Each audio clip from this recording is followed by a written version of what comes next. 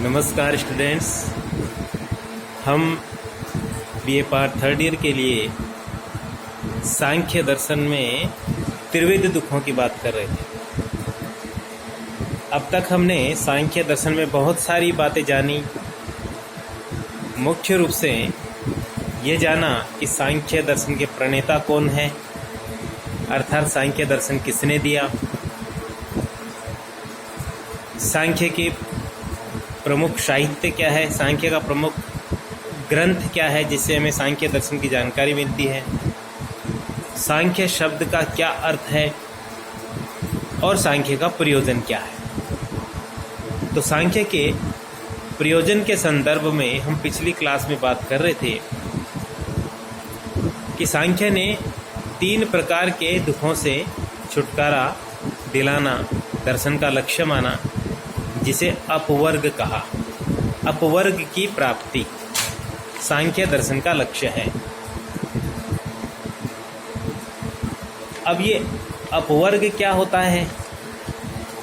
तो दर्शन में अपवर्ग, सांख्य में जिसे अपवर्ग कहा गया, कुछ अन्य दर्शनों में उसे मोक्ष कहते हैं। कहीं उसको निःश्रेयस, कहीं कल्याण, कहीं मुक्ति आदि आदि शब्दों का, प्रत्ययों का हम जिक्र करते हैं। हमारी जो चर्चा चल रही थी वो ये थी कि ये जो 3 प्रकार के दुख हैं जिन पर हमने पिछले 2-3 क्लासों से हम विस्तार से बात करते आ रहे हैं, आध्यात्मिक दुख, आदि भौतिक दुख और आदि दैविक दुख, तो कई सारी बातें हमने इन तीनों प्रकार के दुखों के संदर्भ में जानी।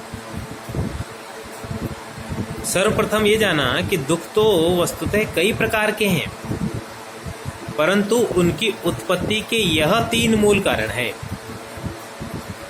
और इनकी हमने विस्तार से व्याख्या की। आध्यात्मिक का क्या अर्थ है, आध्यात्मिक दुख का, आदि भौतिक दुख का क्या अर्थ है और आदि दैविक दुख का क्या अर्थ है, ये हमने विस्तार से जाना।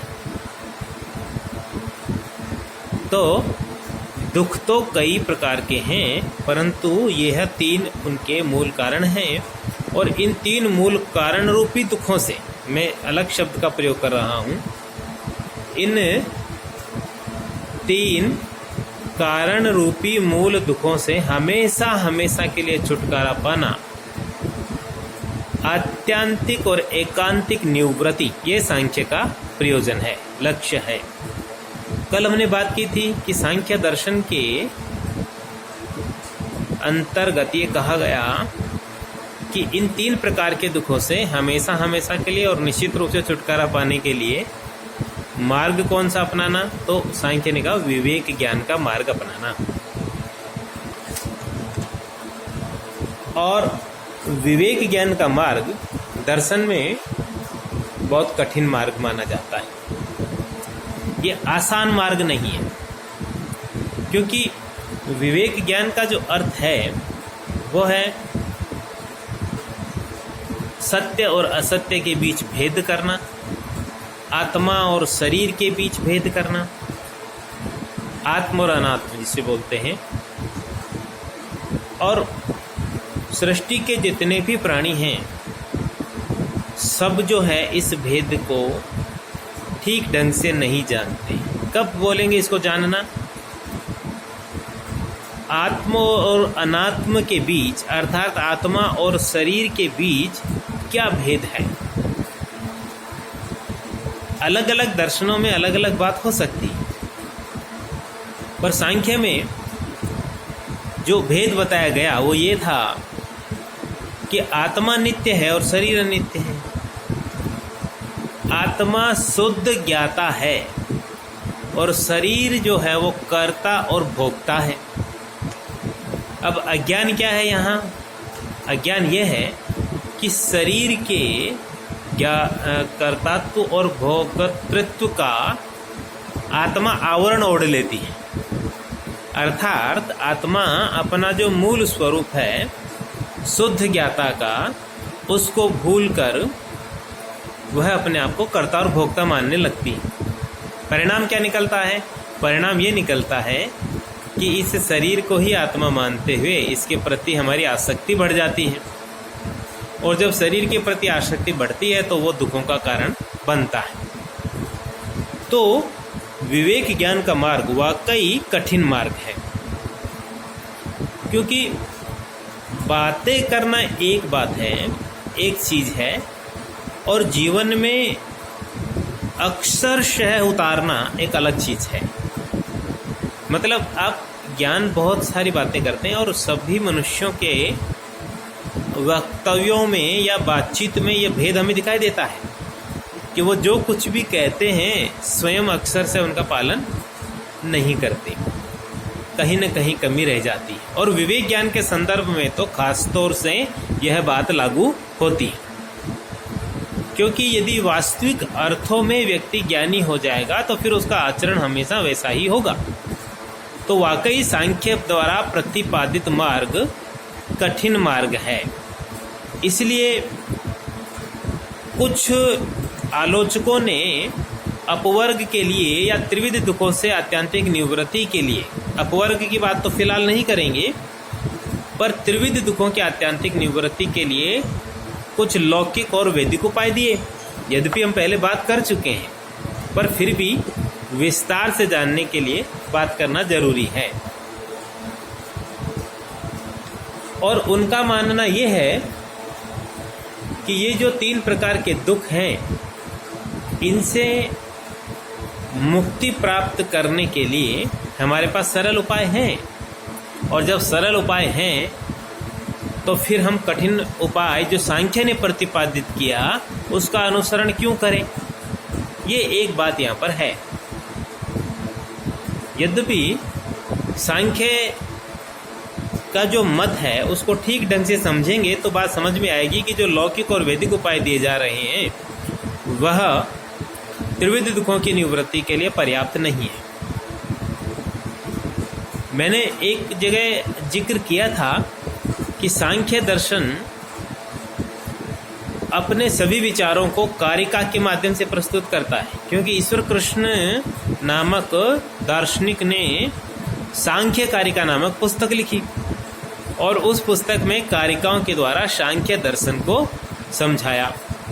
तो त्रिविध दुखों के संदर्भ में भी एक कारिका उपलब्ध है, मैं पढ़ जरूर देता हूँ ताकि आपको याद रहे। कोशिश कीजिएगा याद रखने की, है तो कठिन क्योंकि हमारे स्वभाव में नहीं है संस्कृत भाषा का अनुसरण करना, मुझे स्वयं भी कठिन लगती।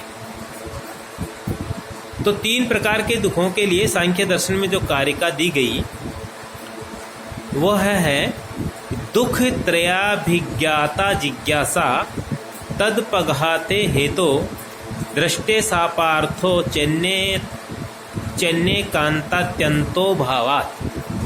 अर्थात त्रिविध दुखों के आघात से पीड़ित प्राणी उनको विनष्ट करने के उपाय के विषय में जिज्ञासा उत्पन्न करता है। क्योंकि यदि कोई यह कहे कि सरल और लौकिक और वैदिक उपाय उपलब्ध होने पर सांख्य प्रतिपादित जिज्ञासा व्यर्थ है, तो उनके लिए सांख्य ने यह उत्तर दिया कि दृष्ट उपायों से दुख त्रय की आत्यंतिक और एकांतिक निवृत्ति नहीं होती। तो इस कारिका में सार रूप में सांख्य द्वारा दिया गया मत उपलब्ध है कि एक बात तो ये कही गई कि ये 3 प्रकार के दुख सहज रूप से हैं, इनसे हर मनुष्य छुटकारा चाहता है। लेकिन यदि कोई ये आलोचना करे कि इन 3 प्रकार के दुखों से छुटकारे के लिए सांख्य द्वारा जो मार्ग प्रतिपादित किया गया वह कठिन है और लौकिक और वैदिक उपाय ही पर्याप्त है, तो सांख्य उनके संदर्भ में कहता है कि वो इसलिए पर्याप्त नहीं क्योंकि उनसे दुखों की आत्यंतिक और एकांतिक निवृत्ति नहीं होती। आत्यंतिक और एकांतिक निवृत्ति से तात्पर्य क्या है? इससे तात्पर्य है निश्चित रूप से और हमेशा हमेशा के लिए छुटकारा, ये नहीं होता। तो 3 प्रकार के दुख सांख्य ने दिए, उन पर हम विस्तार से पहले 2-3 क्लासों में बात कर चुके हैं, आध्यात्मिक, आधि भौतिक और आधि दैविक। हमारा यहाँ जो मूल प्रश्न है वह यह है कि इन 3 प्रकार के दुखों से छुटकारे के लिए उपलब्ध सर्वप्रथम ये जानेंगे कि लौकिक उपाय कौन से हैं और वैदिक उपाय कौन से हैं, और फिर उन्हीं के साथ साथ ये भी जानेंगे कि सांख्य ने इनको पर्याप्त क्यों नहीं माना। तो लौकिक उपाय में जिन्हें दृष्ट उपाय भी कहते हैं, जो ये मानकर चलते हैं कि सांख्य ने जिन 3 प्रकार के दुखों की बात की है उनसे छुटकारा लौकिक उपायों के माध्यम से भी पाया जा सकता है, इनसे भी संभव है। जैसे शारीरिक दुखों से निवृत्ति के लिए श्रेष्ठ वैद्य माने डॉक्टर, चिकित्सकों के द्वारा सैकड़ों उपाय सुझाए जाते हैं। मतलब इसका सीधा सा अर्थ ये है कि जब कोई शारीरिक बीमारी परेशानी हो तो हम बार बार कहाँ जाते हैं? डॉक्टर के पास जाते हैं, वैद्य जी के पास जाते हैं, और सैकड़ों उपायों के द्वारा आयुर्वेद, होम्योपैथ, एलोपैथी आदि कई माध्यमों से हम शारीरिक दुखों से छुटकारा प्राप्त कर लेते हैं। मानस दुखों से छुटकारा प्राप्त करने के लिए, मानस मानी मनोवांछित वस्तुओं की प्राप्ति न होने से जो मानसिक टेंशन होती है उनको मानस दुख कह रहे हैं। मानस दुखों से छुटकारा प्राप्त करने के लिए मनोज्ञ स्त्री को अपनाना, मनोज्ञ यानी मनमाफिक स्त्री को अपनाना, अच्छा खान पान होना, विलेपन, वस्त्र, अलंकार, आभूषण आदि विषय जो हैं यदि हमें प्राप्त हो जाएं तो इनसे भी हम मानसिक दुखों से छुटकारा प्राप्त कर सकते हैं। यह उपाय इन्होंने यहाँ पर दिए। इसी प्रकार आदि भौतिक दुख, जिसमें क्या कहा था? कांटा चुभना, बिच्छू का डंक मारना, शेर का दहाड़ना और पेड़ गिर जाना आदि जो भौतिक वस्तु, जो बाह्य भौतिक वस्तु हैं उनके द्वारा जो दुख उत्पन्न किए जाते हैं उनकी बात कर रहे थे। तो उनके लिए कहा कि नीति शास्त्र के सतत अध्ययन के द्वारा, नीति शास्त्र के सतत अध्ययन का मतलब है कि नैतिक व्यवहारिक कुशलता प्राप्त करना। नैतिक व्यवहारिक कुशलता प्राप्त करेंगे तो भौतिक वस्तुओं के द्वारा उपलब्ध होने वाले, प्राप्त होने वाले कष्टों से मुक्ति मिल जाएगी। और तीसरे प्रकार के थे आधि दैविक दुख, जिनमें कहा गया था कि जो यक्ष, राक्षस, विनायक या प्राकृतिक प्रकोप के रूप में बाढ़, भूकंप, अकाल जैसी जो कष्ट उत्पन्न होते हैं उनकी बात हमने वहाँ पर की थी। सांख्य उनका जिक्र करता है। तो इनसे छुटकारा प्राप्त करने के लिए लौकिक उपायों में मणि धारण करना, मंत्र उच्चारण करना आदि उपायों को सुलभ माना है। और सांख्य में हम देखें तो सांख्य बहुत ही सरल तरीके से इन दृष्ट उपायों का निराकरण करते कहता है कि यह मत ठीक नहीं है, क्योंकि इन दुखों से, इन 3 प्रकार के दुखों से इन लौकिक उपायों के द्वारा हमेशा के लिए और निश्चित रूप से छुटकारा नहीं मिलता।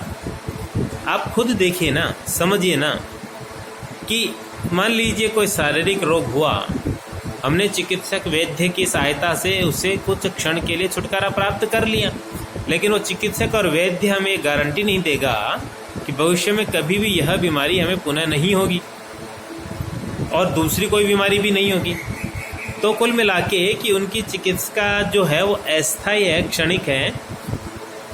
इसी तरह से अन्य चीज़ें, औषधि, कामिनी संग, नीति शास्त्र का अभ्यास, मंत्र आदि का उच्चारण, मणिधारण, अंगूठी में मणि पहनना, ये सारे के सारे उपाय दुखों से एकांतिक यानी निश्चित और आत्यंतिक यानी हमेशा के लिए छुटकारा नहीं दिलाते।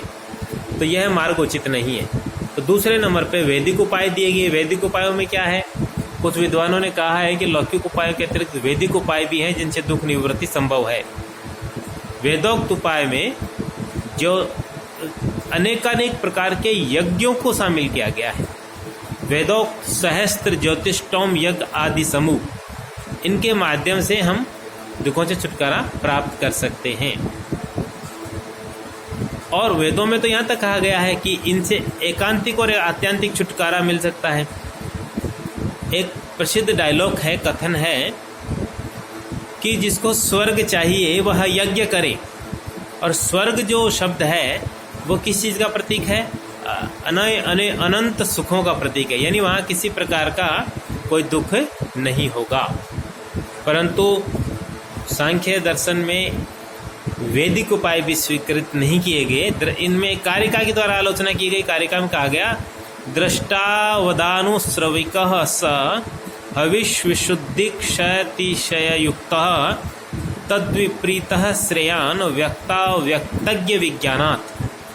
अर्थात वैदिक उपायों में अविशुद्धि, क्षय और अतिशय युक्ति होने के कारण, इन 3 चीजें हैं जो वैदिक उपाय दिए गए, जिसमें यज्ञ आदि की बात कर रहे हैं, ज्योतिष टोम और अन्य यज्ञों की बात कर रहे हैं, उनमें 3 बातें दी गई कि ये अविशुद्धि युक्त है, यानी अपवित्रता से युक्त है। कैसे कि वेदों में ये जो यज्ञ की पद्धति दी गई, कई यज्ञ ऐसे हैं जिसमें पशु घात होता है या वो तिल, तंडुल, धान्य आदि का विनाश होता है। तो सांख्य कहता है कि इस सारी प्रक्रिया में वह यज्ञ जो है वो अपवित्र हो जाता है।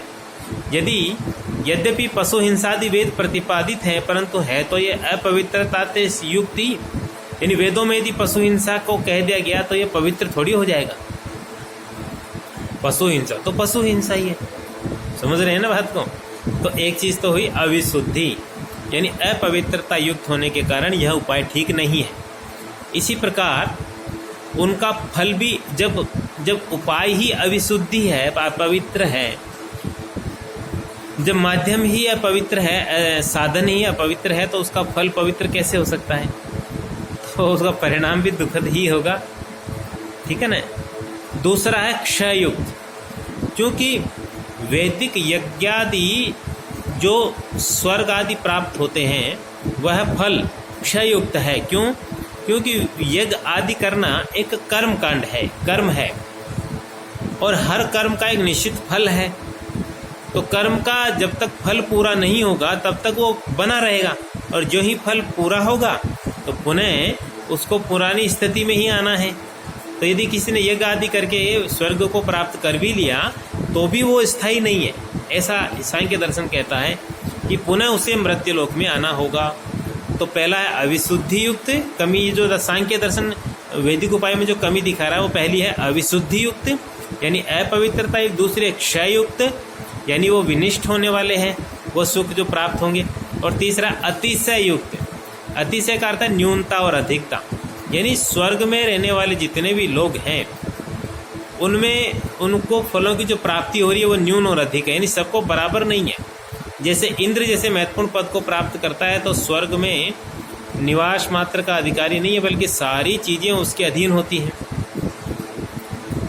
लेकिन एक दूसरा व्यक्ति जो साधारण कर्म व्यक्ति है, इंद्र जैसे पदवी पर नहीं है, वह यदि स्वर्ग पहुंचता है तो उसको स्वर्ग में वो सारे सुख नहीं मिलेंगे जो सारे सुख इंद्र भोग रहा है।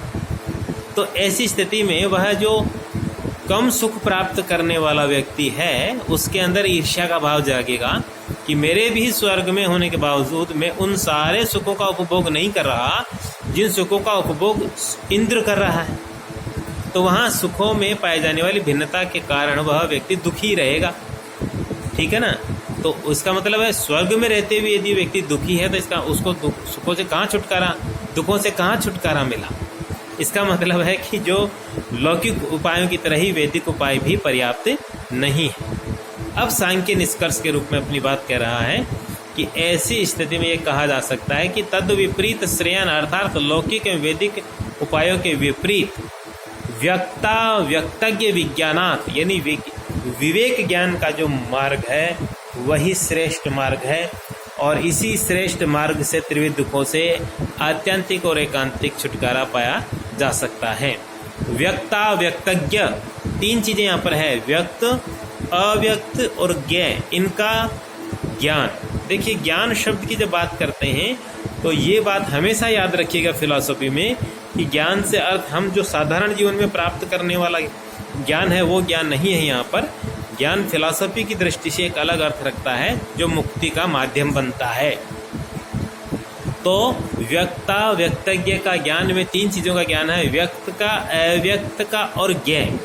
तो व्यक्त का मतलब है ये सारी सृष्टि पंचभूतों तक, यानी महत से लेकर, अब सांख्य में ये महत और पंच महाभूत वाली जो बात अपन कर रहे हैं इन पर विस्तार से तो हम अगली क्लास में पढ़ेंगे, लेकिन एक संक्षेप में बात करते हैं कि सांख्य दर्शन 2 मूल तत्व मानता है, एक प्रकृति और एक पुरुष, और इन दोनों मूल तत्वों से सृष्टि उत्पन्न होती है। तो तो जो उत्पन्न होता है वो है, पहला तत्व है महत, फिर अहंकार, फिर मन, फिर 5 ज्ञानेंद्रियाँ, 5 कर्मेंद्रियाँ और फिर 5 तन्मात्राएँ, 5 महाभूत और 5 महाभूतों से सारी सृष्टि।